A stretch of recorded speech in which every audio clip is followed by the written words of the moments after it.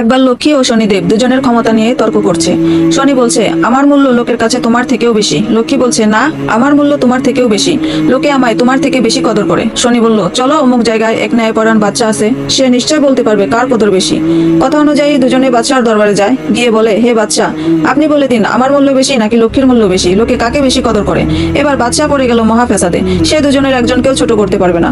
বাদশা বলল, হে শনি, আমি আজকে এই সমস্যার সমাধান দিতে পারবো না, আপনারা দুজন আগামীকাল অমুক সময় চলে আসুন, আমি সমাধান দিয়ে দিব।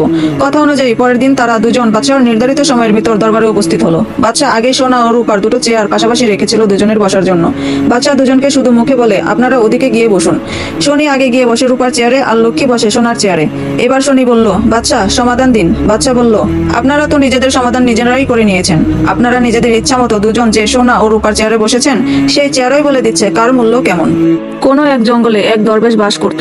একদিন একটি কাককে গাছের উপর দিয়ে যাতায়াত করতে দেখে তার মনে কৌতূহল জাগলো যে কাক ওখানে কেন যাওয়া আসা করে। হঠাৎ তিনি দেখলেন একটি অন্ধ সাপকে কাক আহার করাচ্ছে।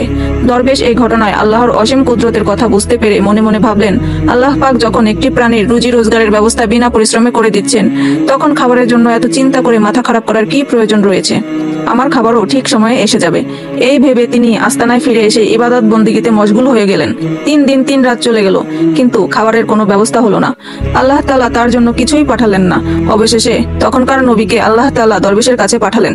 নবী দরবেশকে বললেন, তোমার শক্তি ও সামর্থ্য রয়েছে, তুমি কেন নিজেকে দুর্বল অন্ধ সাপের সাথে তুলনা করতে গেলে? তোমার উচিত অন্যের বোঝা না হয়ে অন্যের উপকার করা। দরবেশ তার ভুল বুঝতে পারলো এবং আল্লাহর নিকট ক্ষমা চাইল। এক শিকারী শিয়ালের গর্তের নিকট এক মস্ত বড় কূপ খনন করলো। তার উপর ঘাস পাতা দিয়ে ঢেকে গোস্তের কিছু টুকরা ছড়িয়ে ছিটিয়ে রেখে দিল। শিয়াল গোস্তের গন্ধ শুকেই শিকারীর কুমতলব আজ করতে পারলো, কিন্তু এক সবল বাঘ সেই গোস্ত খাওয়ার লোভে সেই গর্তে পড়ে গেল। শব্দ শুনে শিকারী ভাবলো, গর্তে মনে হয় শিয়াল পড়েছে।